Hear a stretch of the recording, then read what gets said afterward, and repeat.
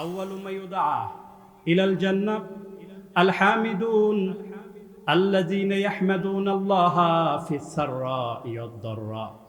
রব্বুল আলামিন ময়দানে মাহশারে একদল মানুষকে রব্বুল আলামিন ডেকে ডেকে জান্নাতের ভিতরে ঢোকায় দেবেন। বিশ্বনবী বললেন, ওই সমস্ত মানুষ হচ্ছে তারা যারা দুনিয়ার মধ্যে আল্লাহর নিয়ামত পাওয়ার পরে সব সময় তারা শুকরিয়া আদায় করেছে। সুবহানাল্লাহ পড়ে। এই যে মাহফিলে আপনারা আসছেন না, এসে আপনারা বসা শুরুতে কিন্তু আপনারা আলহামদুলিল্লাহ বলেছেন, কারণ কোরআনের মাহফিলে বসতে পারাটা আল্লাহর অনেক বড় একটা নিয়ামত। জোরে বলেন ঠিক কিনা? কারণ এই নিয়ামত সবারই ভাগ্যে হয় না। যদি সবারই ভাগ্যে যদি হতো, তাহলে এত বড় একটা প্যান্ডেল ফাঁকা পড়ে আছে আর মানুষগুলো দোকানের বাহিরে ঘোরাফেরা করতেছে। জোরে বলে ঠিক কিনা? অনেক মানুষ আছে, এরা দেখবেন ওয়াজ শোনার জন্য আসে না, এরা শুধু দেখবেন দোকান ঘাটে বাদাম খাওয়ার জন্য আসে। তো বাদাম খাওয়ার জন্য যদি আসেন, তা আপনি মাহফিল যেখানে হয় না ওই দোকানগুলোতে আপনি বাদাম খাবেন। আপনি এখানে এসে ভিড় করেন, আপনি কোরআনের আলোচনা শুনবেন না, আপনি চিৎকার চেঁচামেচি করবেন। আর যারা কোরআনের কথা বলে, যারা শোনে, তাদেরকেও শুনতে দেবেন না, তাদেরকেও বলতে দেবেন না। তার মানে তো আপনি কোরআনের বিপক্ষে চলে যাচ্ছেন। জোরে বলে ঠিক কিনা? এই জন্য আমরা আল্লাহর নিয়ামতের শুকরিয়া আদায় করব কম কম না বেশি বেশি? আরে জোরে বলেন, কম কম না বেশি বেশি? এই জন্য বিশ্বনবী বলেছেন, যারা আল্লাহর নিয়ামত পাওয়ার পরে সবসময় শুকরিয়া আদায় করবে, আলহামদুলিল্লাহ বলবে, রব্বুল আলামিন তাদেরকে কিয়ামতের ময়দানে ডেকে ডেকে জান্নাতের ভিতরে ঢোকায় দেবে। সুবহানাল্লাহ পড়েন। মালিক তুমি জান্নাতে, তোমার পাশে আমায় একটি ঘর বানিয়ে দিও, একটি ঘর বানিয়ে দিও, সে বিভীষিকাময় মহাদিনে তোমার প্রতিবেশী করে নিও। মালিক তুমি জান্নাতে, তোমার পাশে আমায় একটি ঘর বানিয়ে দিও, একটি ঘর বানিয়ে দিও। জোরে বলেন না সুবহানাল্লাহ। এই জন্য আমরা আল্লাহর শুকরিয়া আদায় করব কম কম না বেশি বেশি? আরো জোরে বলেন, কম কম না বেশি বেশি? এই জন্য রব্বুল আলামিন বলেন, লা ইন শাকারতুম লা আযীদান্নাকুম ওয়া লা ইন কাফারতুম ইন্না আযাবি লাশাদীদ। যে ব্যক্তি নিয়ামত পেয়ে নিয়ামতের শুকরিয়া করবে, আমি আল্লাহ তার নিয়ামতকে বাড়িয়ে দেব। আর যে ব্যক্তি নিয়ামত পেয়ে নিয়ামতের শুকরিয়া আদায় করবে না, আমি আল্লাহ তার নিয়ামতকে ছিনায় নেব। রব্বুল আলামিন যদি আমাদের থেকে নিয়ামত যদি ছিনায় নেয়, আমরা কি বাঁচতে পারবো নাকি? জোরে বলেন, বাঁচতে পারবো? এই জন্য আমরা আল্লাহর শুকরিয়া আদায় করব। জোরে বলেন ঠিক কিনা? এত সুন্দর জবান আল্লাহ তাআলা আমাদেরকে দিলেন, এই জবান দিয়ে আমরা আল্লাহর নামের স্লোগানটাও আমরা দিতে পারি না। জোরে বলেন ঠিক কিনা? তো আল্লাহর দেওয়া জবান দিয়ে আপনি যদি আল্লাহর নামের স্লোগান যদি আপনি দিতে যদি না পারেন, তাহলে তো এই জবান থাকার চেয়ে না থাকাই ভালো। জোরে বলেন ঠিক কিনা? এই জন্য ইসলামটা হচ্ছে পূর্ণাঙ্গ জীবন বিধান। ইসলাম সব জায়গায় থাকবে নাকি ইসলামটাকে শুধু মাহফিলের পোস্টারে রাখবেন, মসজিদে রাখবেন, মাদ্রাসায় রাখবেন? আমার তো মনে হয় সমাজে ইসলাম রাখার দরকার নাই, না? সমাজে ইসলাম রাখার দরকার আছে না নাই? সমাজে রাখতে হবে। আমার তো মনে হয় সংবিধানের আর না রাখলেও চলবে। সংবিধানের ইসলাম রাখার দরকার আছে না নাই? আওয়ামী লীগের সময় একজন মন্ত্রী ছিল, সেই মন্ত্রীর নাম হচ্ছে টাকলা মুরাদ। কি নাম? টাকলা মুরাদ। সে বলেছিল যে আমি সংবিধান থেকে ইসলামকে উঠায় দেব। নাউজুবিল্লাহ পড়বেন না? আমি ওই সময় বলেছিলাম, টাকলা মুরাদ, তুমি সংবিধান থেকে তুমি ইসলামকে উঠায় দিতে চাও, সংবিধান থেকে ইসলামকে উঠায় দেওয়ার আগে তুমি তোমার মাথার চুল গজায় তুমি দেখাও। যে ব্যক্তি মাথার চুল গজানোর ক্ষমতা রাখে না, সে আবার সংবিধান থেকে ইসলামকে উঠায় দিতে চায়। তার বক্তব্যগুলো যখন আমি শুনছিলাম, তখন আমার মনে হচ্ছিল যে বেটা বেশি দিন টিকবে না। কিন্তু একটা কথায় আছে না, গরিবের কথা বাসি হলেও ফলে। কিছুদিন পরে দেখলাম তার একটা কল রেকর্ড ভাইরাল হলো মাহিয়া মাহির সাথে। তখন শেখ হাসিনা তার মন্ত্রিত্ব সবকিছু বাতিল করে দিল। এই জন্য যুগে যুগে যারা ইসলামের বিরুদ্ধে অবস্থান গ্রহণ করেছে, যুগে যুগে যারা ইসলামের বিপক্ষে গিয়েছে, তাদেরও কোনোদিন পরিণতি ভালো হয় নাই। জোরে বলেন ঠিক কিনা? আজও যারা ইসলামের বিরুদ্ধে অবস্থান গ্রহণ করবে, তাদেরও পরিণতি কোনোদিন ভালো হবে না। জোরে বলেন ঠিক কিনা? এই জন্য টাকলা মুরাদ বিদায় নিয়েছে। কিন্তু টাকলা মুরাদের সুরে আজও অনেকে কথা বলে, আছে না নাই? আমরা যখন বিভিন্ন জায়গায় কোরআনের কথা যখন আমরা বলতে যাই, তখন আমাদেরকে ডেকে বলেন, হুজুর সব কথা বলবেন কিন্তু রাজনীতির কথা বলবেন না। আমি বলতে চাই, ভাই রাজনীতির কথা বলবো না। রাজনীতি কি ইসলামের বাইরে নাকি? কারণ কোরআনের ভিতরে, ইসলামের ভিতরে রাজনীতি আছে না নাই?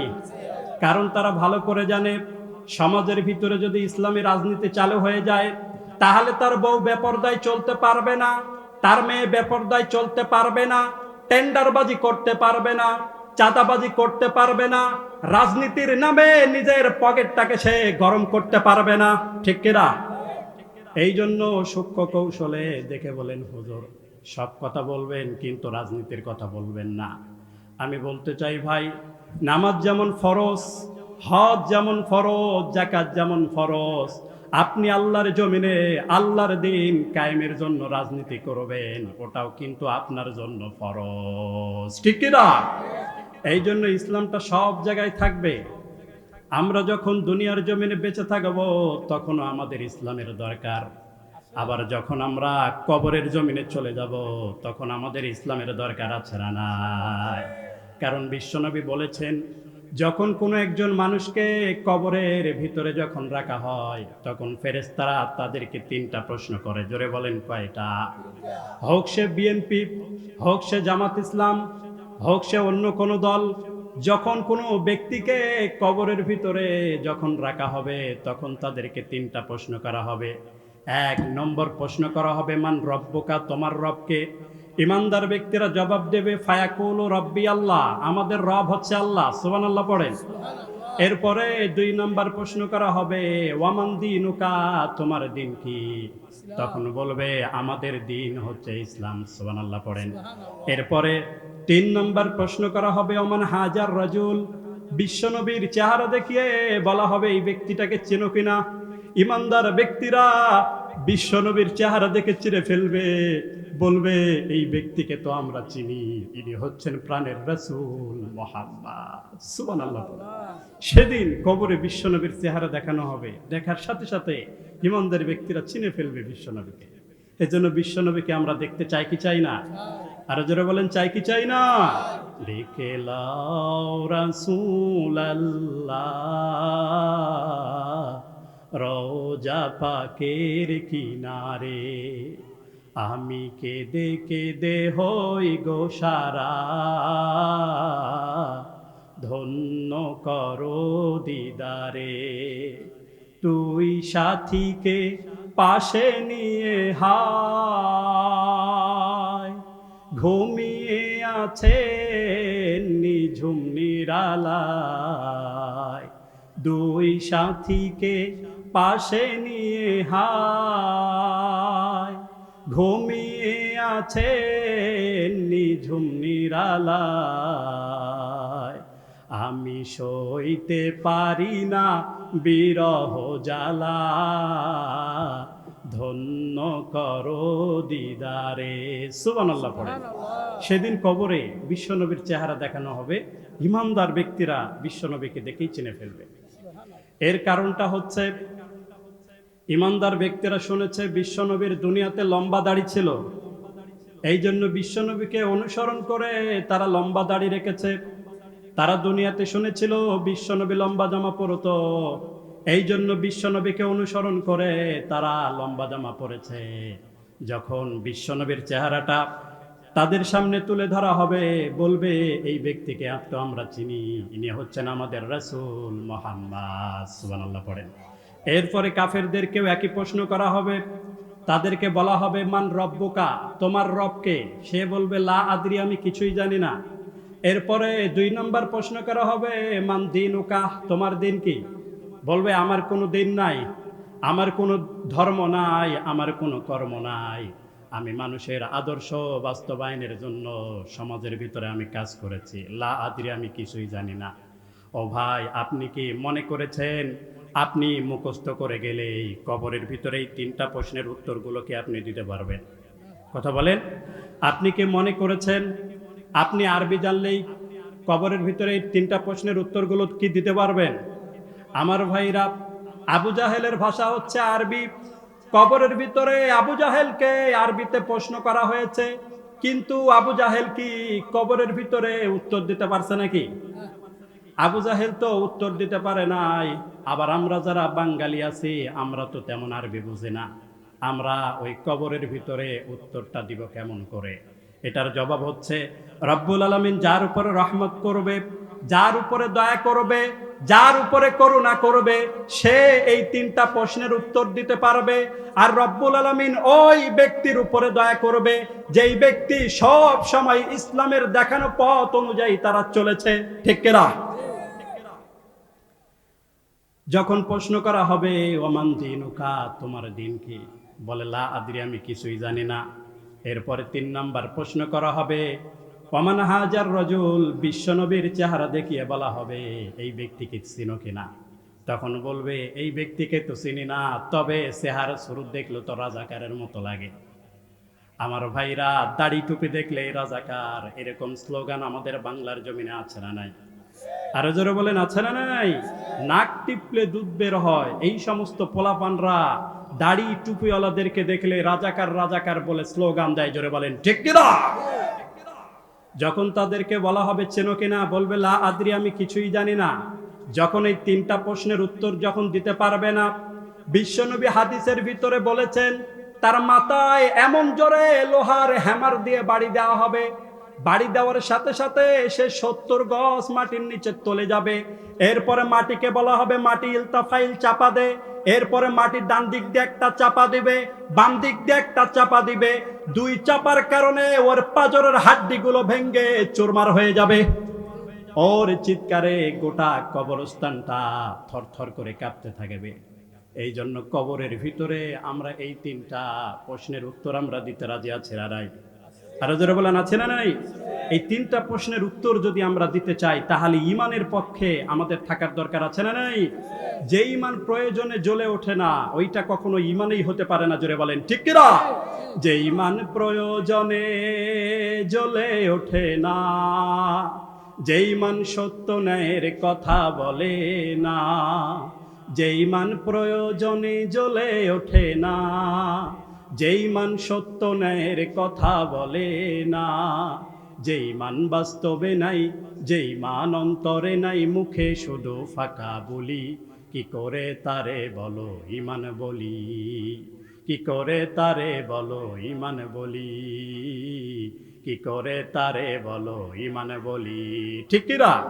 যে ইমান দিন কায়েমের আন্দোলনের ধার ধারে না, যেই মান লেবাসধারী কোরআন হাদিস তাও পড়ে না, যেই মান খাজার নামে মাজার করে ফুলুস কামায়, যেই মান শিরকিয়াতের আমল করে ভীত না হয়, যেই মান ময়দানে নাই, যেই মান বাস্তবে নাই, মুখে শুধু কথার কুলি, কি করে তারে বলো ইমান বলি, কি করে তারে বলো ইমান বলি, কি করে তারে বলো ইমান বলি। জোরে বলেন ঠিক কিনা? সম্মানিত উপস্থিতি, আজকে আমার আলোচনার বিষয় হচ্ছে জুলুম। আমার আলোচনার বিষয় কি? জুলুম। জুলুম কত প্রকার এবং কি কি কাজ করলে জুলুম হতে পারে, আজকে সেই জুলুম নিয়ে আপনাদের সামনে কথা বলবো। What is violence, what is oppression, finally the consequence of oppression. জুলুম কত প্রকার এবং কি এই জুলুম নিয়ে আপনাদের সামনে কথা বলবো। এখন জুলুম সম্পর্কে যদি আমরা জানতে চাই, এখন জুলুমের সংজ্ঞাটা আমাদের জানার দরকার আছে না নাই? আরো জোরে বলেন, আছে না নাই? জুলুমের সংজ্ঞাটা হচ্ছে বস্তু, খুব খেয়াল করে শোনেন, বস্তু যেখানে থাকার যোগ্য ওই বস্তুকে ওই জায়গায় না রেখে অন্য স্থানে রাখার নামই হচ্ছে ওই বস্তুর প্রতি জুলুম। কথা কি বুঝেছেন? আরেকটু সহজ করে বোঝাই, চলেন। এই যে আমার মাথায় টুপি দেখতে পাচ্ছেন আপনারা, এই টুপিটা যদি আমি মাথায় না দিয়ে যদি পায়ে দেই, তাহলে এটা টুপির প্রতি জুলুম। বুঝতে পেরেছেন? এরপরে এই যে আমার হাতে ঘড়ি আছে, এই যে ঘড়িটা যদি আমি হাতে না দিয়ে যদি আমি পায়ে দেই, তাহলে এটা হবে ঘড়ির প্রতি জুলুম। জোরে বলেন ঠিক কিনা? এই জন্য কোরআনের মুফাসসির যারা হবে, তারা গোটা বিশ্বে কোরআনের কথাগুলো মানুষদের দ্বারে দ্বারে বলে বেড়াবে। তারা মুক্ত পাখির ন্যায় নির্ভয়ে মানুষের দ্বারে দ্বারে কোরআনের কথাগুলো প্রাণ খুলে বলে বেড়াবে। এখন এই কোরআনের কথা শুনে কারো যদি গায়ে লাগে, আর কেউ যদি কোরআনের কথাতে কেউ যদি বাধা দেয়, স্বাধীন পাখিকে বন্দি করা যেমন পাখির প্রতি জুলুম হয়ে যায়, কোরআনের মুফাসসিরদেরকে কোরআনের কথা বলতে বাধা দেয়া এটা কোরআনের প্রতি জুলুম হয়ে যায়। এই জন্য এই জুলুম করা যাবে না, কারণ কোরআনের মুফাসসির যারা হয় তারা দুনিয়ার কাউকে ভয় করে না, তারা আল্লাহকে ভয় করে। এই জন্য যে অপকর্ম করবে তার বিরুদ্ধে আমরা কথা বলতে রাজি আছি না নাই? আরো জোরে বলে আছি না নাই? আজকে জামায়াত ইসলামী যদি কোনো অবৈধ কাজে লিপ্ত হয়, কোরআন জামায়াত ইসলামের বিরুদ্ধে কথা বলবে। আজকে বিএনপি যদি কোনো অবৈধ কাজে লিপ্ত হয়, কোরআন বিএনপির বিরুদ্ধে কথা বলবে। আজকে চরমনাই যদি কোনো অবৈধ কাজে লিপ্ত হয়, এই কোরআন চরমনাই কেউ ছাড় দেবে না, ঠিক না? তো আজকে আমার আলোচনার বিষয় কি? জুলুম। মনে থাকবে বিষয়টা আমার ভাইরা। জুলুমের বিপরীত হচ্ছে ইনসাফ। জুলুমের বিপরীত কি? যে ব্যক্তি মানুষের উপরে জুলুম করে তাকে বলা হয় জালেম, আর যে ব্যক্তি মানুষের উপরে ইনসাফ করে তাকে বলা হয় আদিল। এই জন্য রব্বুল আলামিন যুগে যুগে জালেমদের পতন ঘটিয়েছেন। যেমন ফেরাউনের নামটা শুনলে আপনারা বুঝবেন ফেরাউন আদিল নাকি জালেম। হ্যাঁ, এই জন্য যারা মানুষের উপরে যারা জুলুম করে, যারা মানুষের উপরে যারা অত্যাচার করে, তারা কি আল্লাহর দলে নাকি ফেরাউনের দলে? এই জন্য রব্বুল আলামিন বলেন ইন্নাহু লা ইউফলিহুস সালিমুন। আল্লাহ বললেন খবরদার, জালেমরা কখনো সফল হতে পারে না। একই আয়াত আল্লাহ কুরআনুল কারীমের ভিতরে 4 বার বললেন। কয়বার? 4 বার বললেন। আল্লাহ বললেন ইন্নাহু লা ইউফলিহুজ জালিমুন, আল্লাহ বললেন জালেমরা কখনো সফল হতে পারে না। এখন আপনি প্রশ্ন করতে পারেন, হুজুর আমরা তো দেখি জালেমরা দুনিয়াতে সফল, আমরা দেখি জালেমরা দীর্ঘদিন ধরে ক্ষমতায় থাকতে পারে, জালেমদের অনেক টাকা আছে, জালেমদের অর্থবিত্ত বেশি, আমরা দেখি জালেমরা মূলত সফল। কিন্তু আল্লাহ বললেন জালেমরা কখনো সফল হতে পারে না। এখন বিরলের মুসলমান, আপনারা উত্তর দেন, আপনার দেখা ঠিক নাকি আল্লাহর বলাটা ঠিক?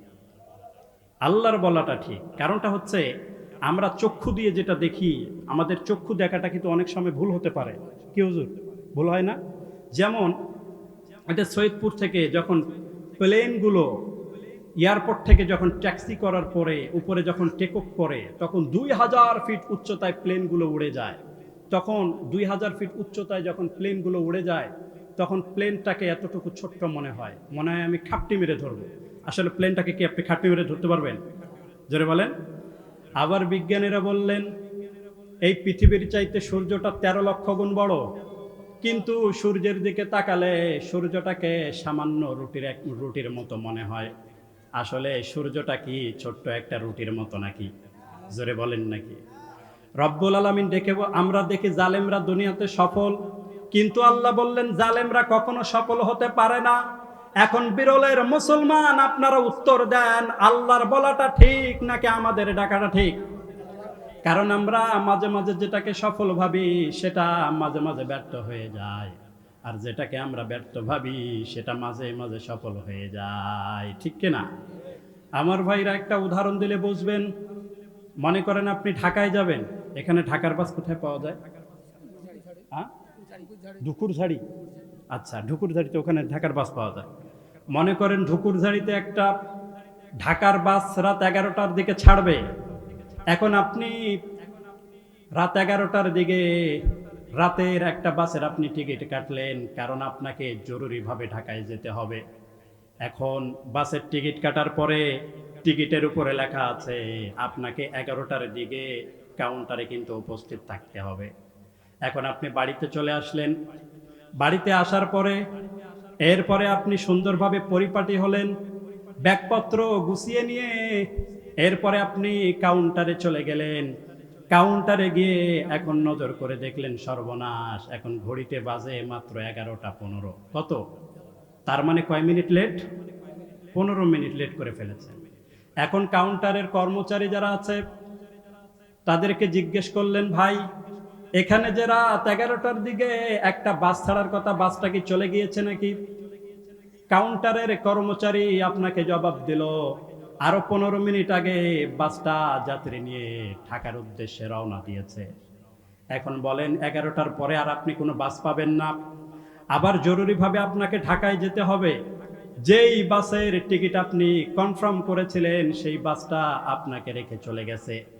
এখন বলেন আপনি নিজেকে এখন কি ভাববেন, সফল নাকি ব্যর্থ?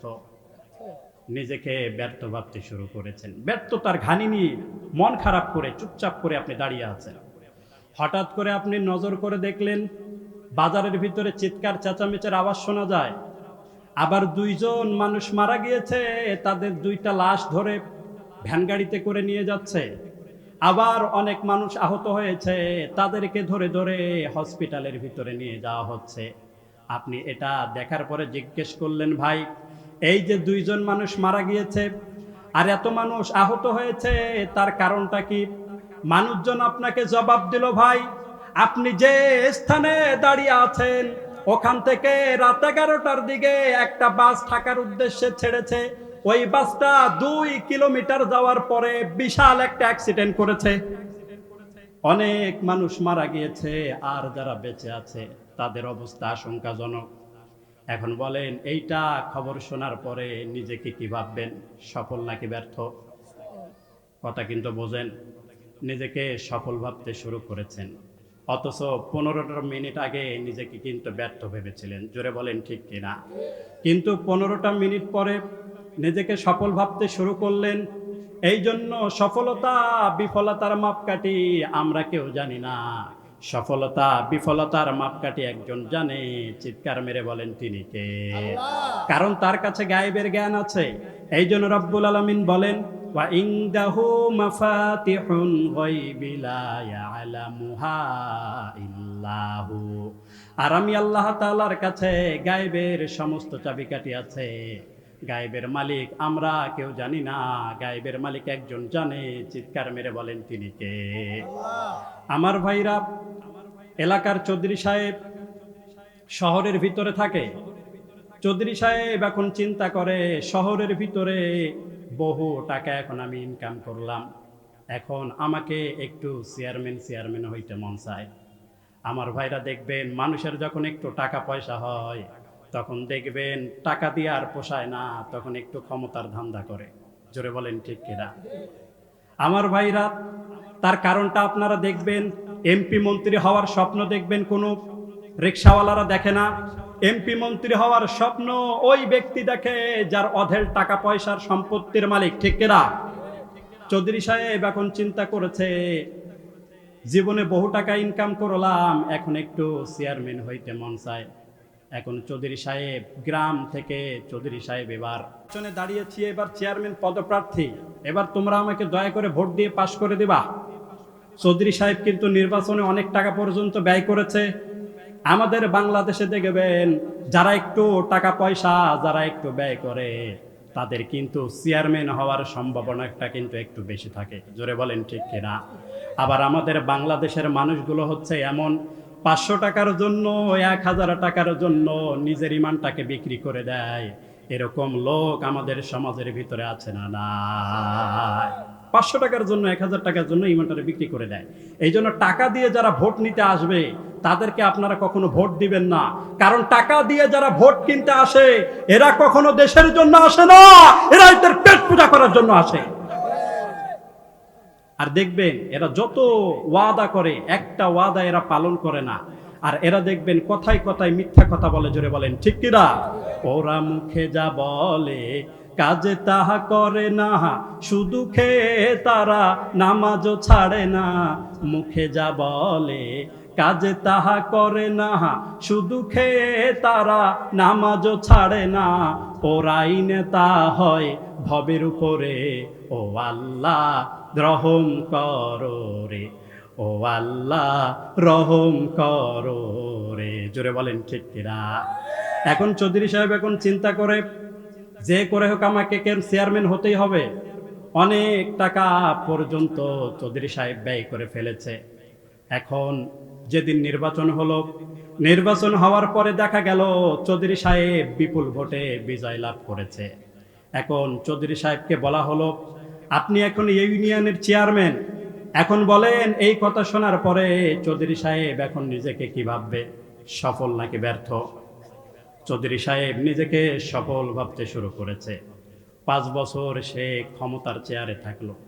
5 বছর ক্ষমতার চেয়ারে থাকার পরে এখন হঠাৎ করেন নতুন একটা ইসলামী সরকার চলে আসলো।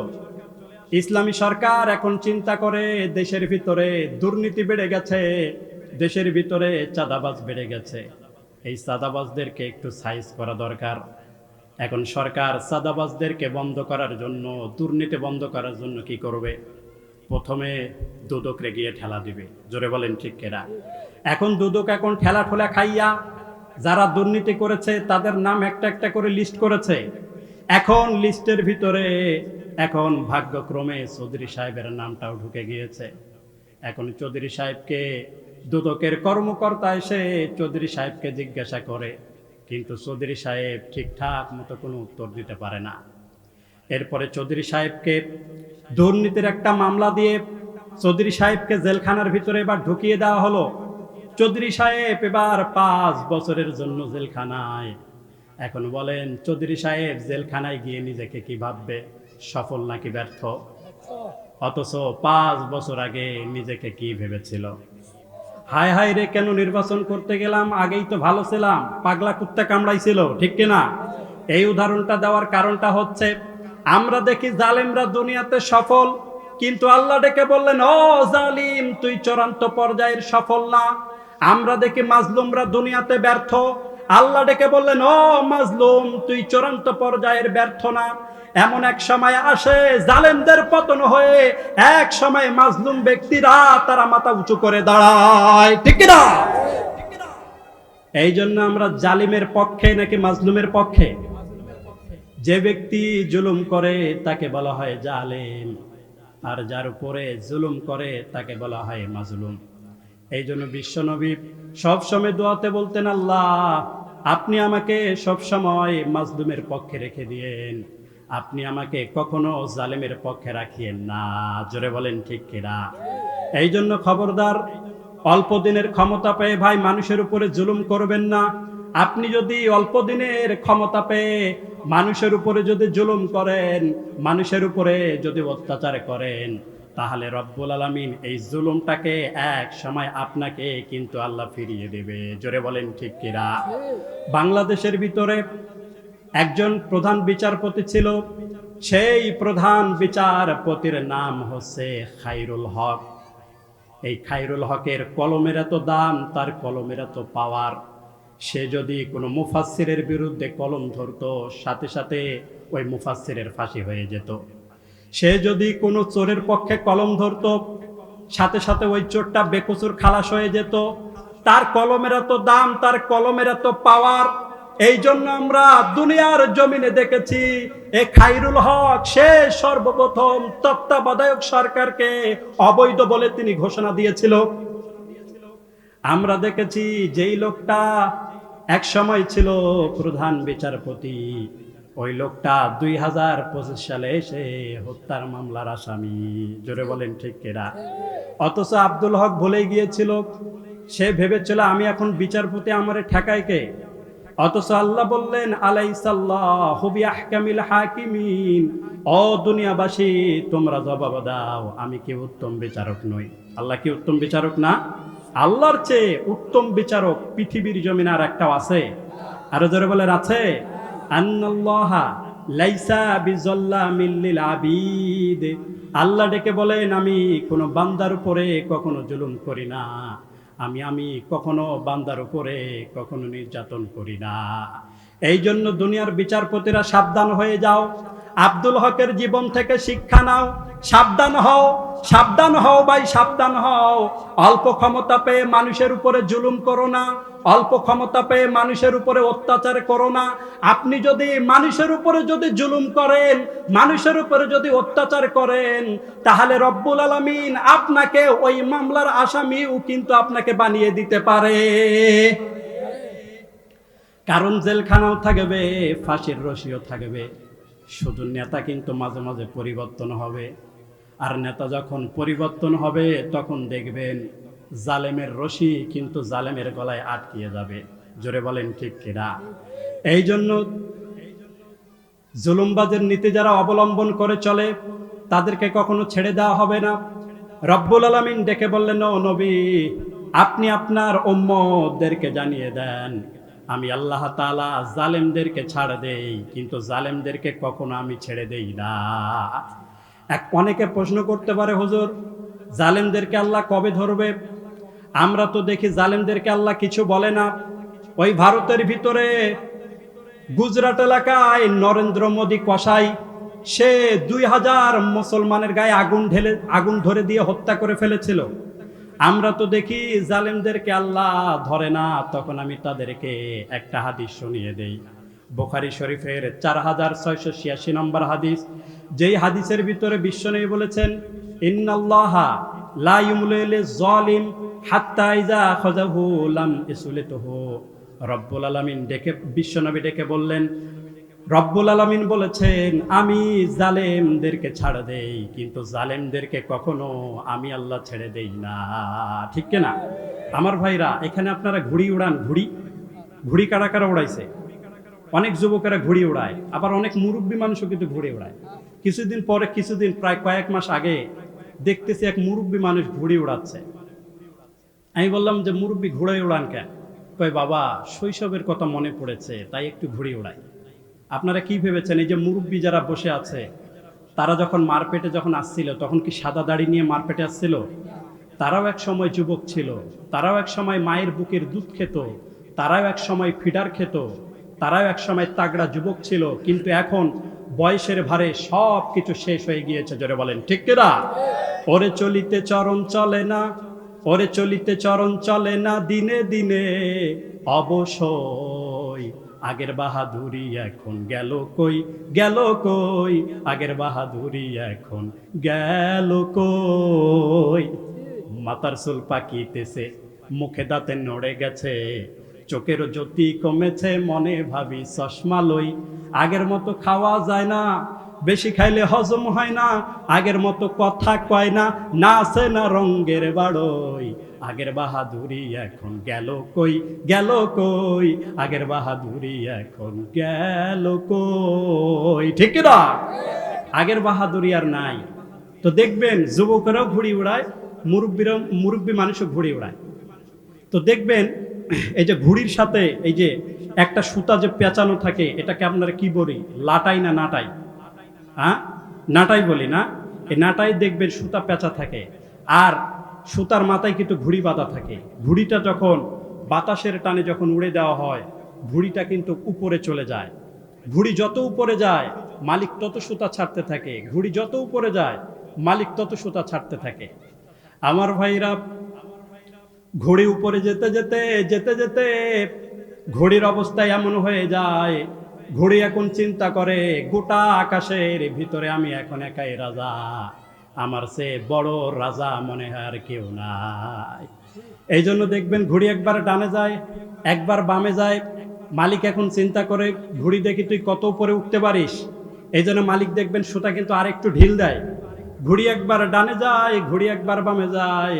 মালিক চিন্তা করে, ঘুড়ি দেখি তুই কত উপরে উঠতে পারিস, মালিক আরেকটু সুতা ঢিল দেয়।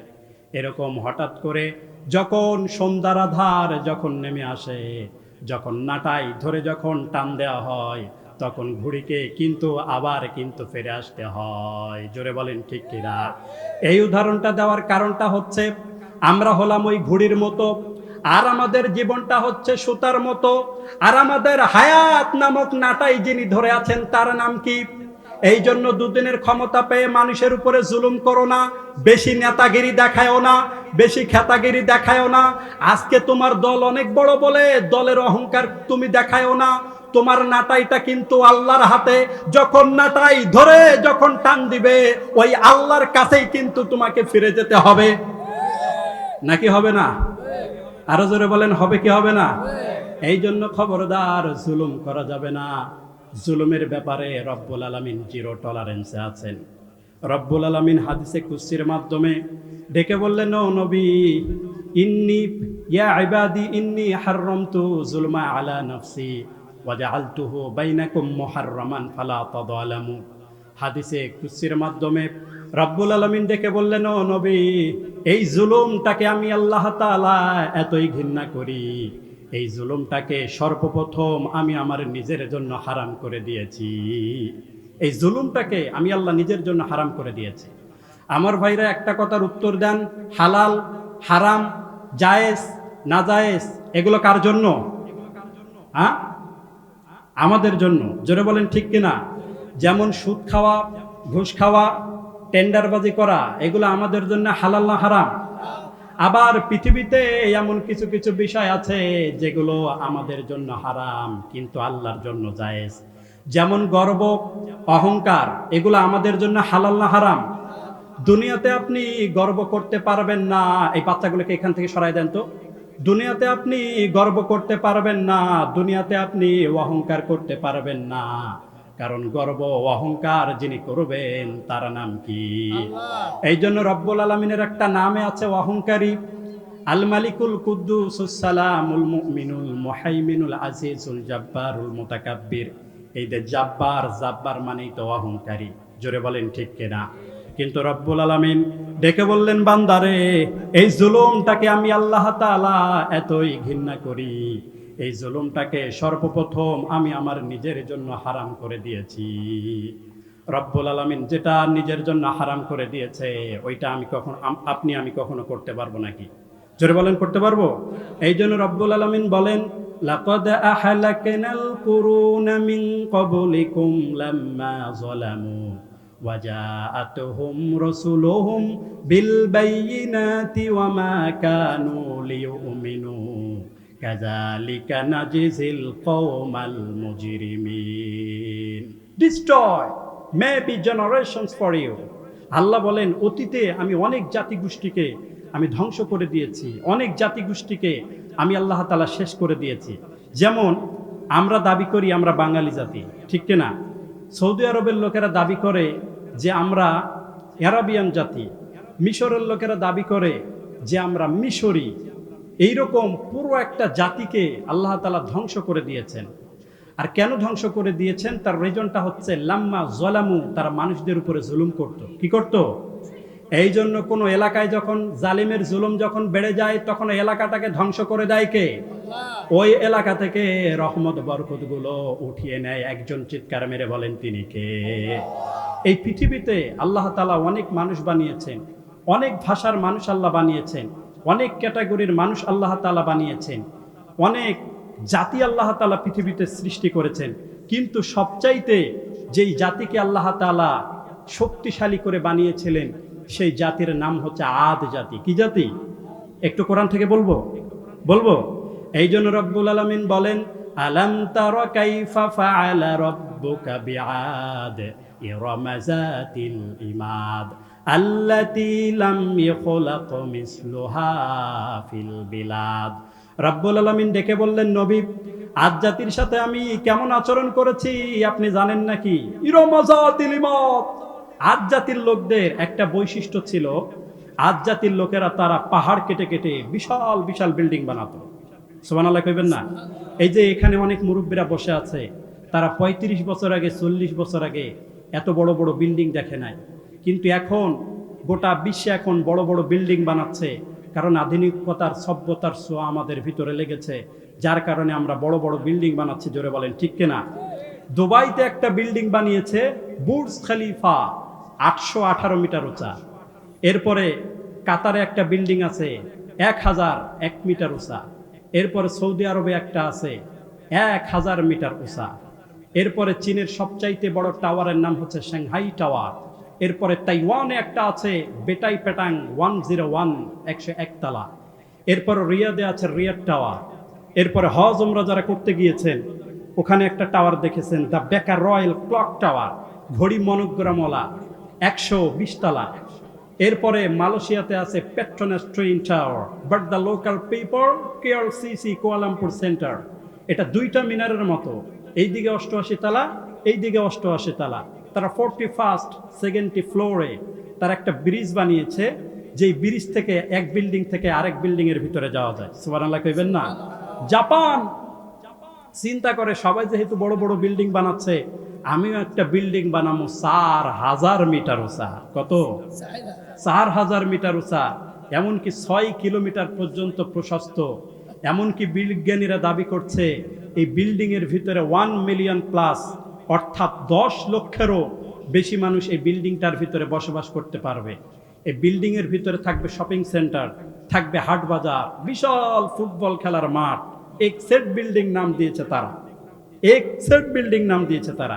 এই যে আজকে তাকিয়ে দেখেন গোটা বহির্বিশ্বে আজকে বড় বড় বিল্ডিং বানাচ্ছে, এই বিল্ডিং বানানোর যে ফর্মুলাটা, এটা আমাদেরকে সর্বপ্রথম শিখিয়ে গিয়েছে আদ জাতি। জোরে বলেন সুবহানাল্লাহ। এরপরে রব্বুল আলামিন বলেন, কষ্ট হচ্ছে, কোরআনের তাফসীর কিন্তু বলতেছি, তাই না? এরপরে রব্বুল আলামিন বলেন আল্লাতী লাম ইখলাক মিসলুহা ফিল বিলাদ। আদ জাতির লোকদের তার এক একজন মানুষের উচ্চতা ছিল প্রায় 60 হাত। কয় হাত? 60 হাত। এমনি কি তারা পাহাড় কেটে কেটে বড় বড় বিল্ডিং বানাতো? এই এলাকায় যদি, এই মাহফিলে যদি একটা 60 হাত লোক যদি আসে, আপনারা কি করবেন? থাকবেন না ভাগবেন? হ্যাঁ, আপনারা কি করবেন জানি না, আমি দৌড় মন ওই সিফা দিয়া, কারণ চাচা আপন প্রাণ বাঁচা, আমারে বাঁচতে হবে। তো 60 হাত লম্বা ছিল। এই আদ জাতিকে আল্লাহ তাআলা ফুলে ফলে অনেক নাজ নিয়ামত দিয়ে আল্লাহ তাআলা সুশোভিত করে রেখেছিল। অনেক নিয়ামত আল্লাহ দিয়েছেন, এমন কোনো নিয়ামত নাই তাদেরকে আল্লাহ দেয় নাই। তাদের কোনো অসুস্থতা ছিল না, খাবার দাবারও ভালো ছিল। তারপরেও এই জাতিকে আল্লাহ তাআলা আযাব দিয়ে, লাঞ্ছনা দিয়ে, গঞ্চনা দিয়ে পৃথিবী থেকে আল্লাহ তাআলা বিদায় করে দিয়েছেন। কিভাবে বিদায় করে দিয়েছেন এটা একটু পরে বলছি, কিন্তু কেন বিদায় করে দিলেন এটা একটু আপনাদের কাছে শেয়ার করি। আমার ভাইরা, রব্বুল আলামিন আদ জাতিকে বানানোর পরে আদ জাতির লোকেরা তারা আল্লাহর শুকরিয়া আদায় করা বাদ দিয়ে, আদ জাতির লোকেরা তারা বড় বড় 3টা অপরাধের কাজে লিপ্ত হলো। জোরে বলেন কয়টা? 1 নাম্বার অপরাধ ছিল আদ জাতির লোকেরা শিরিক করত। কি করত? এই জন্য রব্বুল আলামিন বলেন ওয়া ইলা আদিন আখাহুম হুদান ক্বালা ইয়া কওমি ইবুদুল্লাহা মা লাকুম মিন ইলাহিন গায়রুহু।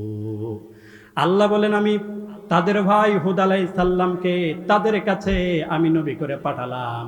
আর হুদ আলাইহিস সালাম তাদের কওমের লোকদেরকে দাওয়াত দিল, ও আমার কওমের লোকেরা, তোমরা এক আল্লাহর ইবাদত করবা, আল্লাহ ছাড়া আর কারো ইবাদত করা যাবে না। সুবহানাল্লাহ পড়ে। কিন্তু তারা হুদ আলাইহিস সালামের দাওয়াতকে প্রত্যাখ্যান করে এই আদ জাতির লোকেরা তারা বড় বড় শিরকের কাজে লিপ্ত হলো। এখন বাংলাদেশের মানুষ আপনারা জবাব দেন, এই শিরিক শুধু আদ জাতির লোকেরাই করতো নাকি আমাদের বাংলাদেশের কিছু মানুষও করে? আরো জোরে বলেন, বাংলাদেশের মানুষ করে কি করে না?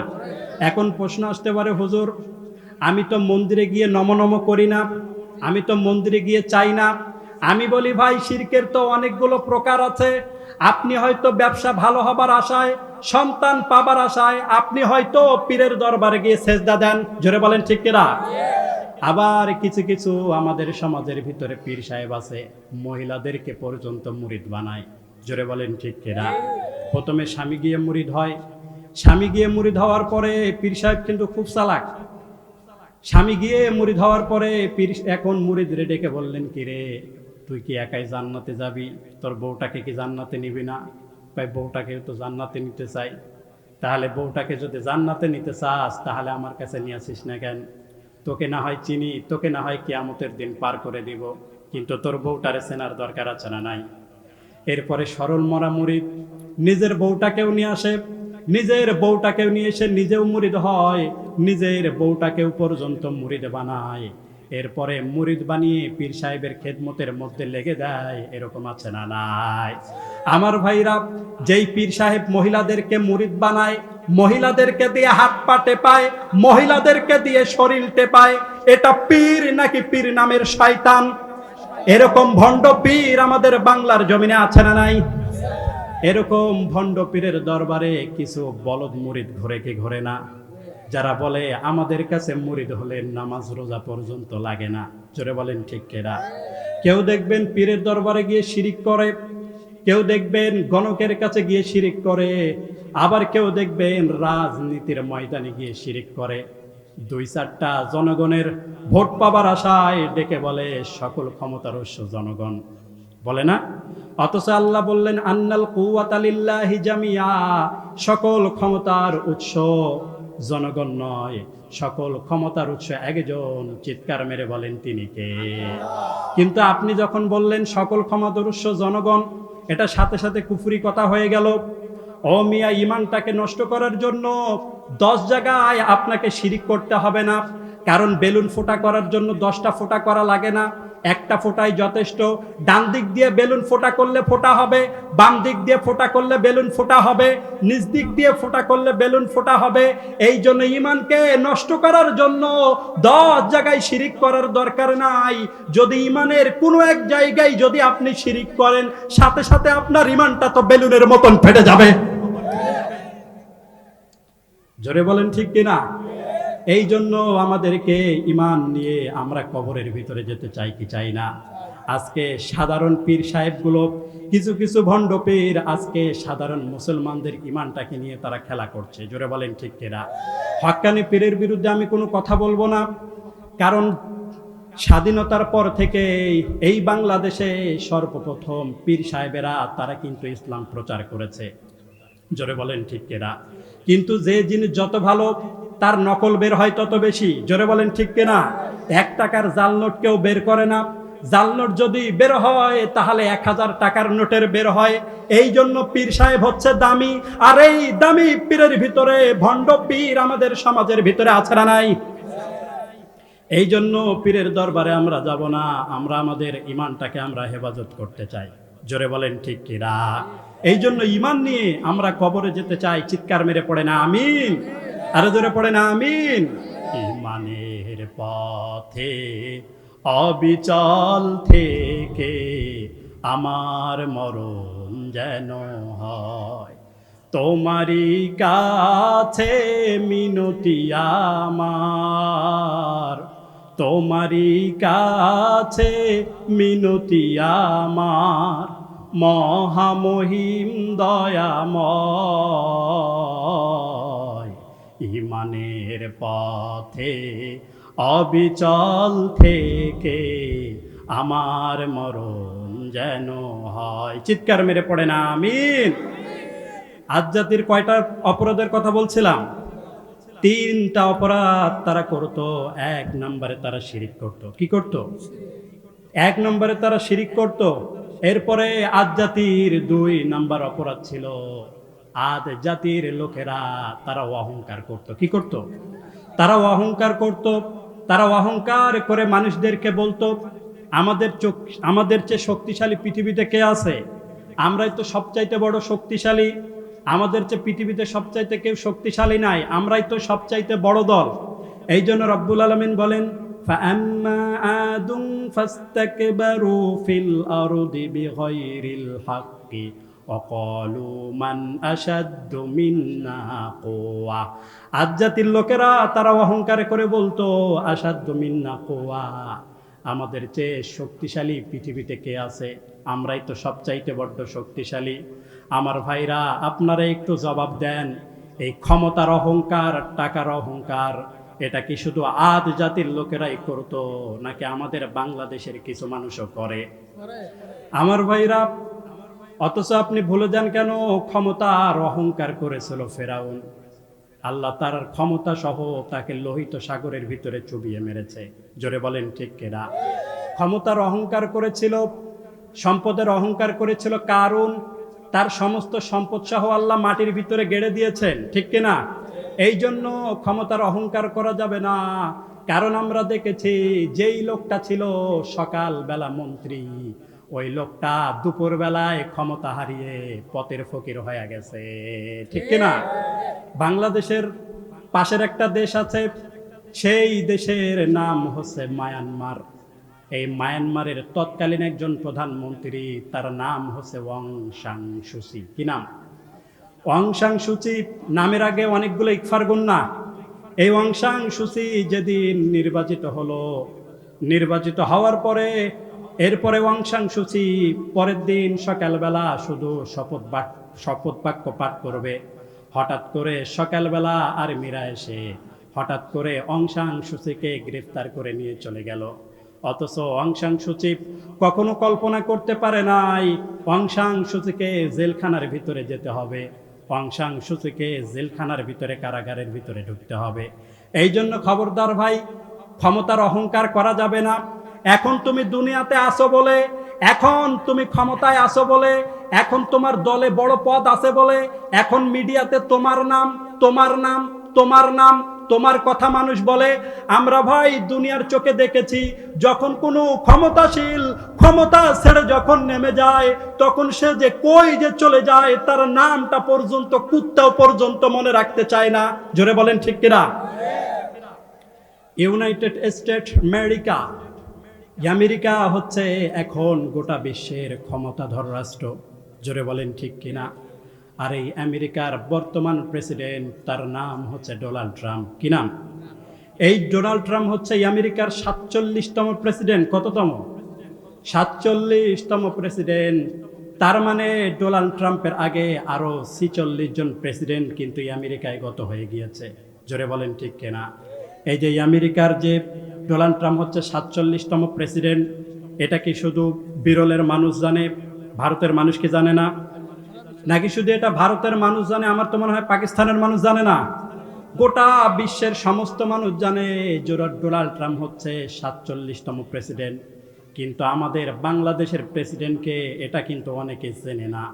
কারণটা হচ্ছে আমাদের বাংলাদেশের প্রেসিডেন্টকে চেনা তো দূরের কথা, কারণ বাংলাদেশ নামে যে একটা দেশ আছে এইটাও কিন্তু অনেক দেশের মানুষ পর্যন্ত জানে না।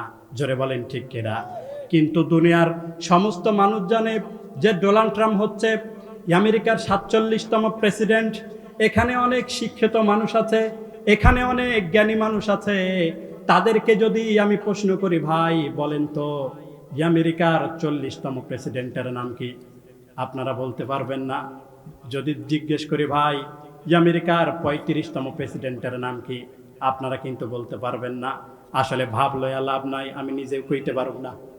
তার কারণটা হচ্ছে যখন যে ক্ষমতায় থাকে তার নামটা আমরা জপি, আর যখন ক্ষমতা ছেড়ে যখন নেমে যায় তখন তার নামটা কুত্তাও পর্যন্ত আর মনে রাখতে চায় না, ঠিক কিনা? এই জন্য অহংকার করা তোমার মানায় না, অহংকার করা তোমার জন্য সাজে না। আপনি যদি অহংকার করে রাস্তায় যদি চলেন, তাহলে ফিরআউনের অবস্থা যেমন হয়েছে আপনার অবস্থাও রব্বুল আলামিন কিন্তু তেমন করে দিতে পারে, ঠিক কিনা? আজ জাতির 1 নাম্বার অপরাধ ছিল আজ জাতির লোকেরা শিরিক করত। এরপরে 2 নাম্বার অপরাধ ছিল আজ জাতির লোকেরা তারা অহংকার করত। এরপরে আজ জাতির লোকদের 3 নাম্বার অপরাধ ছিল আজ জাতির লোকেরা তারা মানুষদের উপরে জুলুম করত। কি করত? তারা জুলুম করত। একটু পানি নিয়ে আসেন তো। তাদের জুলুমের ধরনটা এমন ছিল যে ওই সময় যখন কোনো মানুষ যখন চুরিতে ধরা পড়তো, কথা শুনতেছেন? ওই সময় যখন কোনো মানুষ যখন চুরিতে ধরা পড়তো, যখন কোনো ধনী মানুষ চুরিতে ধরা পড়তো, যখন কোনো ধনী মানুষ যখন কোনো অপকর্ম করে ধরা পড়তো, তখন তাদেরকে ছেড়ে দেওয়া হতো।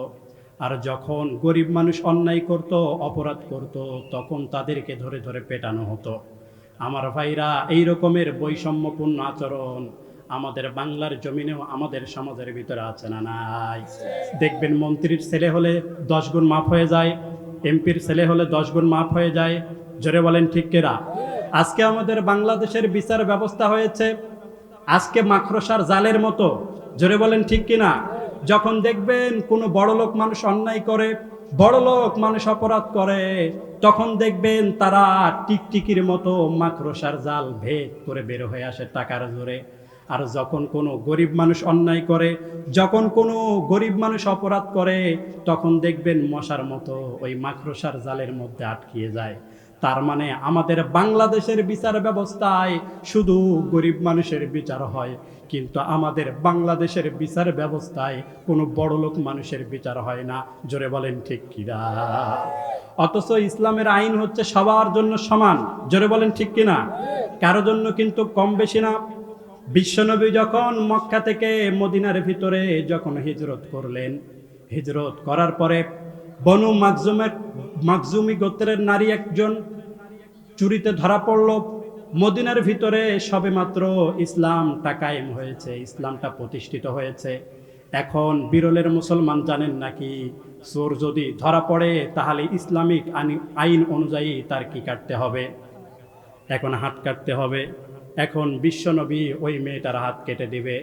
এখন সাহাবারা তারা টেনশনে পড়ে গেলেন, বিশ্বনবী যদি ওই মেয়েটার হাত কেটে দেয় তাহলে মদিনার ভিতরে গন্ডগোল লেগে যাবে, মদিনার ভিতরে একটা ফিতনা ফাসাদ লেগে যাবে। কে বিশ্বনবীকে সুপারিশ করবে? কারণ বিশ্বনবীকে সুপারিশ করার সাহস এই পৃথিবীর জমিনে কারো নাই। সমস্ত সাহাবারা খুঁজতে খুঁজতে একজন সাহাবীকে পেল, তার নাম হচ্ছে ওসামা। ওসামার লকব হচ্ছে হুব্বু রাসূলিল্লাহ। তাকে বলা হতো বিশ্বনবীর ভালোবাসা, তাকে বলা হতো বিশ্বনবীর ভালোবাসা। তার বয়স তখন 8 থেকে 10 বছর।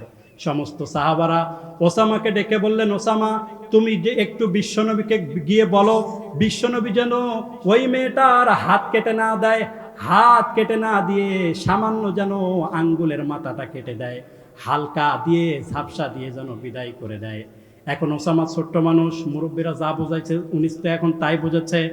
এখন ওসামা বিশ্বনবীর কাছে গেলেন, বিশ্বনবীর কাছে ডেকে বললেন, নবী এই মেয়েটার হাত আপনি কেটে দিয়েন না, সামান্য একটু আঙ্গুল কেটে দিলে ভালো হয়। এখন বিশ্বনবী চিন্তায় পড়ে গেলেন, এত ছোট বাচ্চা কার কি কাটলে ভালো হবে, এই ছোট বাচ্চা তো বুঝবে না, নিশ্চয়ই তার বাপ চাচারা তাকে এই কথাগুলো শেখায় দিছে। জোরে বলেন ঠিক কিনা? এরপরে বিশ্বনবী সাহাবীদেরকে ডাকলেন, সাহাবীদেরকে ডেকে বললেন, সাহাবীরা আতাশফাহু হাদ্দি মিন হুদুদিল্লাহি তাআলা, তোমরা কি আল্লাহর আইনের বিপক্ষে যেতে বলছো নাকি?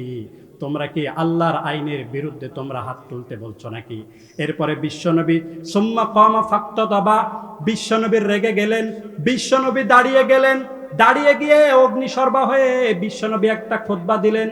বিশ্বনবী বললেন, ইন্নামা আহলাকাল্লাযিনা ক্বাবলাকুম, অতীতে অনেক জাতি ছিল যেই জাতিগুলোকে রব্বুল আলামিন ধ্বংস করে দিয়েছেন। তাদের অপরাধ ছিল ইন্নাহুম কানু ইজা সারাকা ফীহিমুশ শরীফু তারাকুহু ওয়া ইজা সারাকা ফীহিম আকামু আলাইহিল হাদ। বিশ্বনবী বললেন, অতীতে অনেক জাতিকে রব্বুল আলামিন ধ্বংস করে দিয়েছেন। তাদের অপরাধ ছিল ওই সমাজের ভিতরে যখন কোনো ধনী মানুষ চুরি করত, অপরাধ করত, তাদেরকে ছেড়ে দেওয়া হতো। আর যখন গরিব মানুষ অপরাধ করত, অন্যায় করত, তখন তাদেরকে ধরে ধরে পেটানো হতো। আমার ভাইরা, এই রকমের আচরণ, এই রকমের বৈষম্যপূর্ণ আচরণ আমাদের বাংলার জমিনেও সমাজের ভিতরে আছে রাদাই। আরে ভাই, এই রকম আচরণ তো মাঝে মাঝে আমরাও করে ফেলি। এই বাংলাদেশের মুসলমানগুলো তারা দিন দিন যেন তারা আজ জাতিতে আজকে পরিণত হয়ে যাচ্ছে। জোরে বলেন ঠিক কিনা? আজকে আমরা সমাজের ভিতরে ছোট ছোট চোরদেরকে ধরে আমরা পিটাই, কিন্তু বড় বড় চোর যারা আছে তাদেরকে আমরা আবার স্যার স্যার বলে ডাকি। জোরে বলেন ঠিক কিনা? মসজিদের ভিতরে একজন জুতা চোর ধরা পড়েছে। জুতা চোর ধরা পড়ার পরে সবাই দিছে মাইর, ইমাম সাহেবও ধরে পিটায়, মুসল্লিও ধরে পেটায়, সেক্রেটারিও ধরে পেটায়, মোতাওয়াল্লি ধরে পেটায়। মুয়াজ্জিন সাহেব এখন চিন্তা করে, সবাই যেহেতু কিল দেয় আমি 2-4টা কিল দিয়া শরীক হই। এখন মুয়াজ্জিন সাহেবও ধরে পেটায়। আমার ভাইরা, যেই চোরকে ধরে পেটাচ্ছে সে কিন্তু বেশি দামি জিনিস চুরি করে নাই, সাধারণ একটা জুতা চুরি করেছে। ওই জুতার দাম কিন্তু 200 টাকা, ঠিক কিনা? যেই ইমানদার চোরদেরকে, 200 টাকার চোরদেরকে আমরা ধরে ধরে পিটাই, সেই ইমানদার মানুষগুলো যখন সমাজের ভিতরে চলে আসে, 2000 কোটি টাকা যারা চুরি করে খায়, তাদেরকে আবার সিল দিয়ে সমর্থন দিয়ে তাদেরকে আবার সংসদের ভিতরে পাঠিয়ে দেয়, ঠিক না? আপনি এলাকার চোরকে ধরে আপনি পেটালেন, এলাকার তাল চোরকে পেটালেন, এলাকার কদু চোরকে আপনি পেটালেন, কিন্তু 2000 কোটি টাকা যারা চুরি করে এই রকম বড় বড় চোরকে ধরে আপনি কিছু বললেন না, তাকে আপনি পিটালেন না। কিয়ামতের ময়দানে আপনি তো জালিমের কাতারে গণ্য হয়ে যাবেন, ঠিক না?